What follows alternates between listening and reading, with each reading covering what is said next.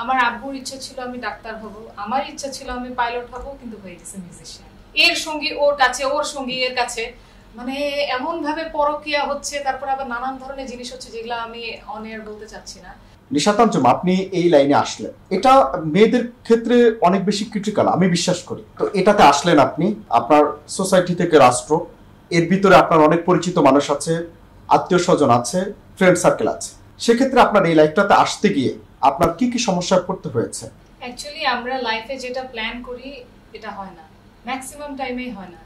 আমরা আমাদের লাইফ একভাবে চিন্তা করি, হয়ে যায় আরেকটা। আমার আব্বুর ইচ্ছা ছিল আমি ডাক্তার হব, আমার ইচ্ছা ছিল আমি পাইলট হব, কিন্তু হয়ে গেছে মিউজিশিয়ান। সো এটা এমন না যে আমি ইচ্ছাকৃতভাবে চুজ করেছি, এটা জাস্ট হয়ে গেছে আমার সাথে। এটা এক্সপ্লেন করাটা একটু টাফ। অ্যাকচুয়ালি মিউজিক বা গিটার প্লেইং এর মাধ্যমে আমি আমার ইমোশনগুলোকে এক্সপ্রেস করি। আমার লাইফের যত কষ্ট, যত ঘৃণা, রাগ, অভিমান, সবকিছুর সাথেই আমি কোনো না কোনো মিউজিককে রিলেট করতে পারতাম। তো তখন সেগুলো কভার করার ট্রাই করতাম, ওভাবে হচ্ছে আমি আমার মানে ইমোশনগুলোকে রেগুলেট করতাম। সো গিটার নিয়ে থাকতে চাই বা এই লাইনে আসতে চাই এরকম পরিকল্পনা করে না। এটা জাস্ট মানে আমি দেখেছি কি, যখনই আমি অনেক মানে আমার লাইফে কোনো হার্ড টাইম যাচ্ছে, ওই টাইমটা থেকে উঠার আমার একমাত্র ইনস্ট্রুমেন্ট থাকে হচ্ছে আমার গিটার। মানে এটা একটা মাধ্যম আর কি আমার সার্ভাইভালের। সো গিটারের সাথে বা মিউজিকের সাথে আমার একটা সোল কানেকশন, আমার মনে হয় এটা সব মিউজিশিয়ানদেরই আছে। And it's not something you choose, এটা হচ্ছে আপনাকে চুজ করবে।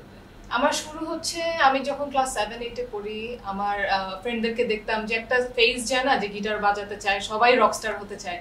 তো আমার ফ্রেন্ডদেরকে দেখে আমার হচ্ছে খুব ইচ্ছা ছিল যে আমার একটা গিটার থাকলে খুব ভালো হতো, আমি যদি এভাবে বাজাতে পারতাম। মানে দেখতাম যে আমার ফ্রেন্ডরা বাজাচ্ছে ই মাইনার, ডি, এ মাইনার, এই কয়েকটা কর্ডই, মানে আমার কাছে মনে হতো মানে এটা মানে খুবই ইন্টারেস্টিং আর কি। তো তখন হচ্ছে আমি আমার আব্বু আম্মুকে গিয়ে বলি, বাট আমার আব্বু আমাকে সাপোর্ট দেয় নাই। বিকজ হি থট যে এটা মানে আমাদের আমাদের সোসাইটির দিক থেকেও হোক বা হচ্ছে পড়াশোনার উপরও মানে একটা প্রেশার হবে। অ্যান্ড আমি তো অলওয়েজ ভালো স্টুডেন্ট ছিলাম। তো এটা ওই লাইনে গেলে বা এগুলো করার ট্রাই করলে যদি আমার পড়াশোনার ক্ষতি হয়, ওই জন্য আব্বু রিস্ক নিতে চায় নাই। আমার গিটার অ্যাকচুয়ালি কারোর কাছে সেভাবে শেখা হয় না, এই যে ফ্রেন্ডদের কাছ থেকে টুকটাক, তারপরে ইউটিউব দেখে শেখা। এরপরে হচ্ছে আমি মিউজিক নিয়ে পড়াশোনা করতে লন্ডন চলে গিয়েছিলাম। দেন ওখানে আমি 1 বছর স্টাডি করেছি মিউজিক নিয়ে, music production and vocal performance নিয়ে। সো এর আগ পর্যন্ত আমার কোনো মিউজিকের প্রাতিষ্ঠানিক শিক্ষা ছিল না, বাট এখন আছে। বাধা অ্যাকচুয়ালি পড়তে হয়েছে, এখন যে পড়তে হচ্ছে না তা না। আমার মানে এক এক টাইমে এক এক রকমের বাধা আসে। কোনো টাইমে ফ্যামিলি থেকে বেশি আসছে, কোনো টাইমে সোসাইটি থেকে বেশি আসছে, কোনো সময় হচ্ছে আমার এক্সটেন্ডেড ফ্যামিলি যারা আমার আত্মীয় স্বজনের কাছ থেকে এখনো আমার নানান ধরনের কথা শুনতে হয়। বাট একটা টাইমে যেরকম এফেক্টেড হতাম এখন আর হই না, বাট স্ট্রাগল এখনো আছে। আমি ম্যাক্সিমাম আমার স্টুডেন্ট যারা ফরেনার, অ্যান্ড বাঙালি স্টুডেন্ট 2-1টা ছিল, এখন আর আপাতত বাঙালি স্টুডেন্ট কেউ নেই। অ্যান্ড অভিজ্ঞতা হচ্ছে কি যে মানে আমি খুব চোজেন স্টুডেন্টদেরকে শিখাই। মানে আমি আগে ফার্স্টে টেস্ট করি যে তারা কি অ্যাকচুয়ালি মানে মিউজিকটা শিখতে আসতেছে নাকি মানে জাস্ট এরকম গল্প করার জন্য বা কফি খাওয়ার জন্য বলবে। কারণ আমি তো আমার স্টুডেন্টদের সাথে কফি খেতে যাবো না, ইটস ভেরি আনপ্রফেশনাল।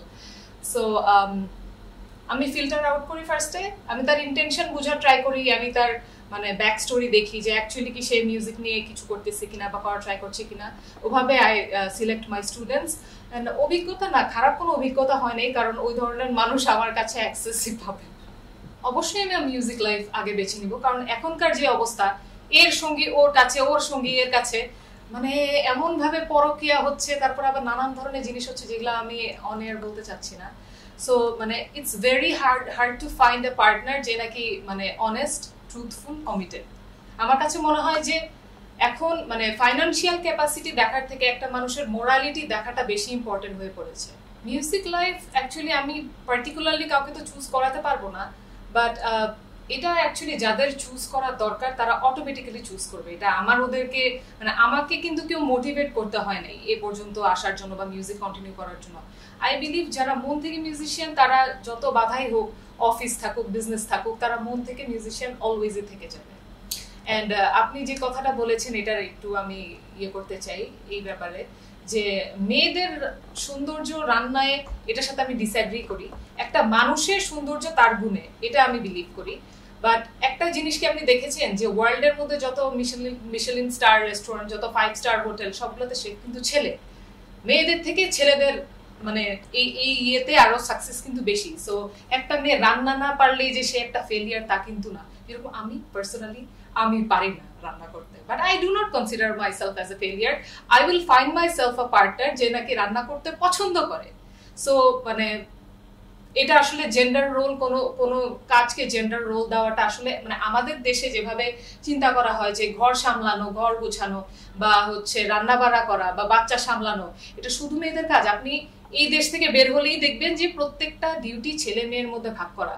কারণ একজনের পক্ষে মানে আমরা এখন যেই যুগে বাস করছি, শুধু পুরুষের ইনকামে ফ্যামিলি চলবে না, আবার শুধু নারীর পরিশ্রমে কিন্তু বাচ্চা কাচ্চা মানুষ হবে না। সো এই দুইটাই ব্যালেন্স করা খুবই ইম্পর্টেন্ট। না মেয়েরা পিছিয়ে আছে আমি মনে করি না, বাট আমার কাছে মনে হয় যে এটা মনে হয় ছেলেদের ন্যাচারাল ট্যালেন্ট সামটাইমস। মানে আমি কোনো জেন্ডার রোল দিতে চাচ্ছি না, বাট ওয়াই ইজ ইট আপনি দেখবেন যে সবসময় যে ম্যাক্সিমাম টাইমে সব মানে 5 স্টার হোটেলগুলোতে শেফ ছেলে। বর্তমান সময় আমরা দেখছি যে এই গিটারিস্ট লাইফটা বিশেষ করে মেয়েদের জন্য এটা কিন্তু খুব ক্রিটিক্যাল, আমি ব্যক্তিগতভাবে বিশ্বাস করি।